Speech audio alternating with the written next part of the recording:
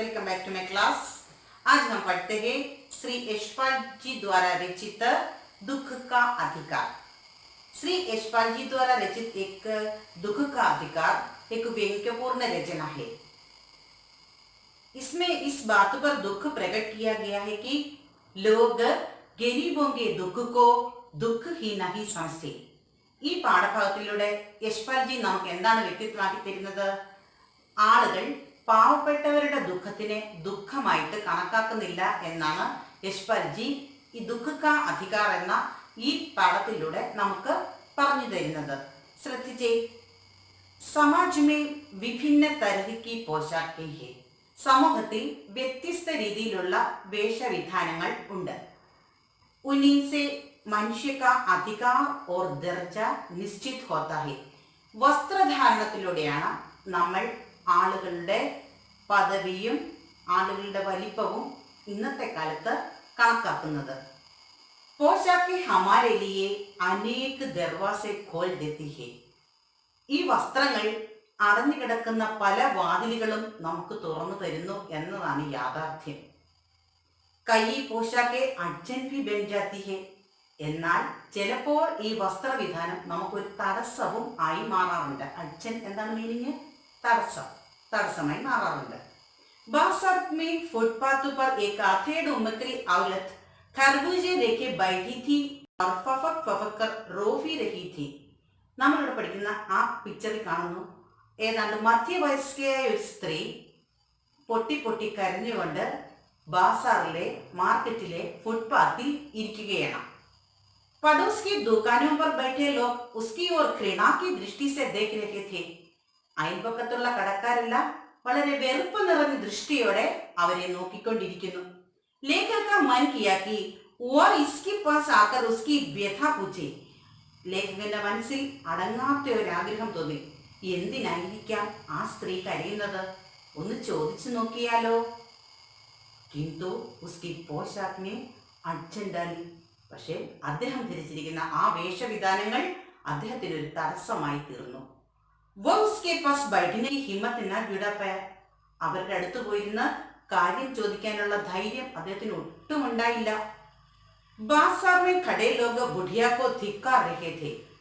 ആ ബാസാറിൽ കൂടിയ അത്രയും ആളുകൾ അവരെ ഒരു ധിക്കാരിയായിട്ടാണ് കണ്ടത്. क्योंकि जवान बेटे की मौत के बावजूद अगले दिन खरबूजे बेचने लगी थी.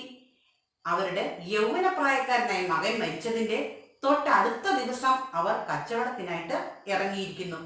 ഏകിനെ ഉസ്കി നിയത് पर शंका किया. एक ने लापरवाही से कहा कि इन कमीनों का धर्म ईमान कुछ नहीं, बस रोटी का टुकड़ा ही सब कुछ है. ആളുകൾ പല വിധത്തിലുള്ള കഥകൾ മെനയാൻ തുടങ്ങി. ബഹുജന പലവിധം എന്നാണല്ലോ. ആളുകൾ പല വിധത്തിലുള്ള കഥകൾ മെനഞ്ഞു. അവര് എല്ലാം ഇങ്ങനത്തെ ആളുകൾ വെറും ഭക്ഷണത്തിന് വേണ്ടിയാണ്, ബന്ധങ്ങൾക്കൊന്നും വലിയ വില കൽപ്പിക്കാത്തവരാണ് എന്ന് പറഞ്ഞു തുടങ്ങി. परचून की दुकान चलाने वाली एक दुकानदार ने कहा, इसे अपने धर्म ईमान की चिंता नहीं है तो न सकी, परंतु इसे सूतक के 13 दिनों में खरबूज बेचकर औरों का धर्म ईमान नहीं बिगड़ना चाहिए. ഇവരുടെ മര്യാദകൾ ലംഘിച്ചു എന്നുള്ളതോ പോകട്ടെ, ബാക്കി സാധാരണക്കാരന്റെ ആ വിചാരങ്ങളെ കൂടെ ഒരു ഉന്മൂലനാശനം വരുത്തിയല്ലോ എന്ന് അടുത്തുള്ള പലചരക്ക് കടക്കാരൻ പറഞ്ഞു. ഇവിടെ സൂതക് എന്നൊരു കാര്യം പറയുന്നുണ്ട്. സൂതക് എന്ന് പറഞ്ഞാൽ അർത്ഥം എന്താണ്? സൂതക് കേട്ടിട്ടുണ്ടോ? കാരണം നമ്മള് घर में किसी व्यक्ति की मृत्यु होने पर 13 दिनों तक अपवित्रता की स्थिति को सूतक कहते हैं. ഏതാണ്ട് ആളുകൾ മരിച്ചു കഴിഞ്ഞ് ഏകദേശം ഒരു 13 ദിവസത്തോളം നമ്മള് അപവിത്രരാണെന്നാണ്, പവിത്രത ഇല്ലാത്തവരാണെന്നാണ് ആളുകൾ പറയുന്നത്. പഴയ കാലം തൊട്ടുള്ള ഒരു ആചാര അനുഷ്ഠാനത്തിന്റെ ഭാഗമാണ് അങ്ങനെ. അതുകൊണ്ട് ആ സമയത്ത് ആ മരിച്ച ആളുകളുടെ ശവസംസ്കാരം നടത്തിയ വീട്ടിലുള്ളവർ മറ്റു പല ആളുകളുമായിട്ട് സംസാരിക്കുകയോ ഇടപെടുകയോ അല്ലെങ്കിൽ ഭക്ഷണ പാനീയങ്ങൾ കൊടുക്കുകയോ ഒന്നും ചെയ്യരുതെന്നാണ് ഒരു വെപ്പ്. കാരണം ഇതിനകത്ത് തന്നെ പറയുന്നുണ്ട്, ഇൻ ദിനോ കോയി കാം കർണ അപവിത്ര ഏവം അശുഭ മാനാ ജാതാ ഹേ. ഈ കാലഘട്ടത്തിൽ ചെയ്യുന്ന എല്ലാ കാര്യങ്ങളെയും പഴയ കാലം തൊട്ട് ആചാര അനുഷ്ഠാനങ്ങളിൽ പറയുന്നു അപവിത്രായിട്ടാണ് കണക്കാക്കുന്നത് എന്ന്. बुढ़िया के एकमात्र जवान कमाऊ बेटे के मृत्यु से घर की आर्थिक दशा भी दयनीय हो गई. കാരണം ആ വീട്ടിലെ ഏകമാത്ര ഒരേ ഒരു സമ്പാദിക്കുന്നയാളായിരുന്നു ആര്? ആ യൗവനപ്രായക്കാരനായ ആ മകൻ. അവന്റെ മരണത്തോടുകൂടി സാമ്പത്തികമായ ബുദ്ധിമുട്ടുകളും ആ വീട്ടിൽ നേരിടാനായിട്ട് തുടങ്ങി. लेखक ने पास पड़ोस की दुकानों से पूछने पर पता चला है कि उनका 23 साल का जवान लड़का कल शाम के काटने से मर गया.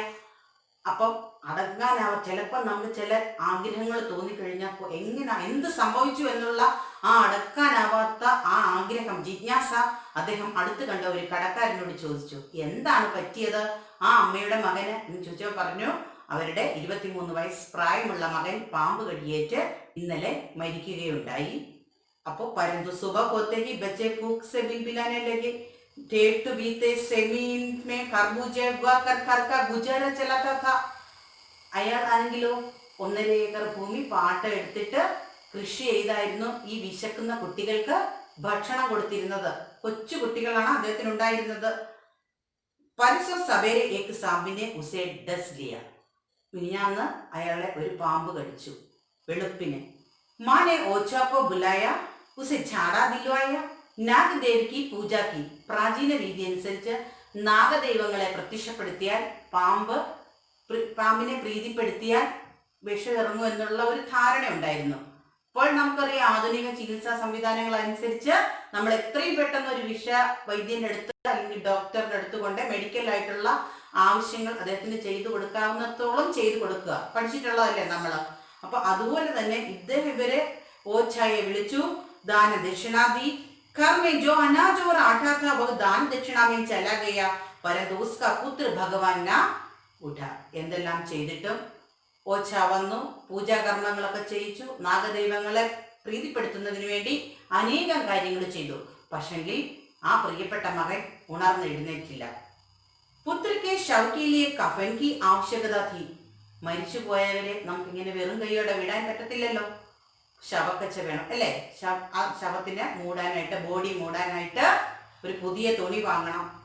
അതിന് ഘർമേ ജോഫി ചൂനി ഫൂസി थी, वह कफन लाने के लिए फिर चढ़ गई, परंतु सुबह होते ही बच्चे फूक से बिलबिलाने लगी. അപ്പം വളരെ വേദനയോടെ അവസാനത്തെ ചില്ലിത്തുട്ടും എടുത്ത് ആ അമ്മ മകന്റെ ബോഡി കവർ ചെയ്യാനുള്ള തുണി വാങ്ങിച്ചു. പിറ്റേ ദിവസം ശവസംസ്കാരമൊക്കെ കഴിഞ്ഞു.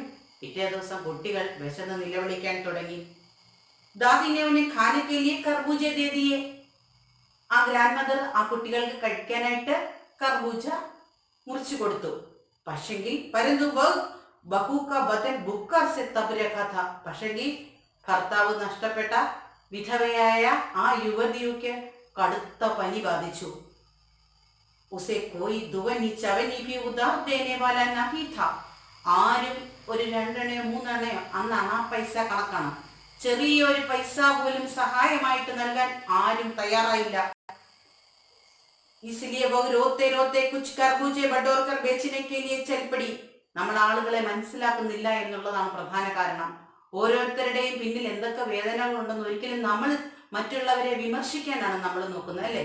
ആ സ്ത്രീ ഇതിന്റെ പശ്ചാത്തലത്തിലാണ് ആ കൊട്ടയിൽ തർബൂജയായിട്ട് മാർക്കറ്റിലേക്ക് ഇറങ്ങിയത്. മനസ്സിലാവുന്നില്ലേ? लेखक को लिखा कि वह स्त्री वास्तव में पत्थर दिल है. ലേഖകൻ ചിന്തിക്കുമായിരുന്നു, യഥാർത്ഥത്തിൽ ആ സ്ത്രീ ഒരു ശിലാഹൃദയയാണോ? നമുക്ക് എന്താണ് തോന്നുന്നത്? उसके जवान बेटे की मौत हो गई और वह खरबूजे बेच रही है. അവരുടെ ഒരേ ഒരു കമാവു ബേട്ട, വീട്ടിലേക്ക് അത്യാവശ്യം ആഹാര സാധനങ്ങൾ വാങ്ങുന്നതിന് വേണ്ടി കഷ്ടപ്പെട്ടിരുന്ന അവരുടെ ഒരേ ഒരു മകന്റെ മരണം മുന്നിൽ കണ്ടിട്ടും തന്റെ വീട്ടിലുള്ളവരെ വേദനിപ്പിക്കാതിരിക്കാൻ ആ കർബൂജയുടെ ഡാലിയായിട്ട് ഇറങ്ങിയ ആ അമ്മ ശരിക്കും മോശക്കാരിയാണോ? उसे याद आया पिछले साल एक अमीर घर की औरत का बेटा मर गया था. അപ്പോൾ ലേഖകൻ യശ്പാൽജി ചിന്തിക്കുകയായിരുന്നു, കഴിഞ്ഞ വർഷം നമ്മുടെ അടുത്തുള്ള ഒരു സ്ത്രീയുടെ, അവർ വളരെ സാമ്പത്തികമായി ഉന്നത നിലയിൽ നിൽക്കുന്ന ഒരു സ്ത്രീയുടെ മകൻ മരിക്കുകയുണ്ടായി. वो उसके दुख में 2.5 महीने तक पलक से नहीं उठी थी. അവര് ഏതാണ്ട് ഒരു 2.5 മാസത്തോളം ആ കട്ടിലിൽ നിന്ന് കിടന്ന കിടപ്പിൽ എഴുന്നേൽക്കുക പോലും ഉണ്ടായില്ല. കാരണം ക്യാ ഥാ? കാരണം പുത്ര ദുഃഖ്. കാരണം പുത്രന്റെ വേർപാട് ആ സ്ത്രീയെ സംബന്ധിച്ചോളം താങ്ങാൻ പറ്റുന്നതേ ആയിരുന്നില്ല. ദോ ദോ ഡോക്ടർ ഉസ്കി സിരാനെ ബൈഠേ थे. ഈ 2 ഡോക്ടർമാർ മാറി മാറിയാണ് അവരെ ശുശ്രൂഷിക്കാനായിട്ട് ഇരുന്നിരുന്നത്. 15 മിനിറ്റ് ബാദ് പുത്ര വിയോഗ് സെ മൂർച്ഛിത് ഹോ ജാതി थी. ഓരോ 15 മിനിറ്റ് കഴിയുമ്പോഴും പുത്രന്റെ വിയോഗ വാർത്ത ചിന്തിക്കുമ്പോൾ അവർ ബോധശൂന്യയായി നിലം പതിച്ചു. ശഹർ ഭർ കെ ലോഗ് ഉസ്കെ പുത്ര ശോക് സെ പിതൽ ഉടേ थे. ആ പട്ടണത്തിലുള്ള അവരുടെ അയൽവാസികളെ നാട്ട് ചുറ്റുമുള്ളവർ മുഴുവൻ അവരുടെ വേദനയോർത്ത് വളരെ അവരെ ആശ്വസിപ്പിക്കാനായിട്ട് ചുറ്റും കൂടി. ലേഖക് ദോനാം പുത്രവിയോഗിനി മാതാവോങ്കി തുലനാക്കറിലേക്കാത്ത ഈ പുത്രവിയോഗിനി മാതാവിനെയും ആ അമീറായിട്ടുള്ള ധനാഢ്യയായ പുത്രവിയോഗിനി മാതാവിനെയും ലേഖക് യശ്പാൽ തുലനം ചെയ്തു. उसके मन में विचार आया कि शोक करने और दुख मनाने के लिए भी सुविधा और अधिकार दोनों चाहिए. ശരിക്കും പറഞ്ഞാൽ ദുഃഖിക്കുന്നതിനും ദുഃഖം ആചരിക്കുന്നതിനും എല്ലാവർക്കും ഒരു സൗകര്യം വേണം. സൗകര്യമില്ലാത്തവർ ഇതിനൊന്നും അർഹരല്ല എന്നുള്ള ആ മഹത്തായ കാര്യം കൂടെ അദ്ദേഹം നമുക്ക് ദുഃഖ കാ അധികാർ എന്ന ഈ പാഠത്തിലൂടെ മനസ്സിലാക്കി തരുന്നു. ഇത്രയും നേരം എന്നെ കേട്ടുകൊണ്ടിരുന്ന എല്ലാ കുട്ടികൾക്കും എൻ്റെ നന്ദി.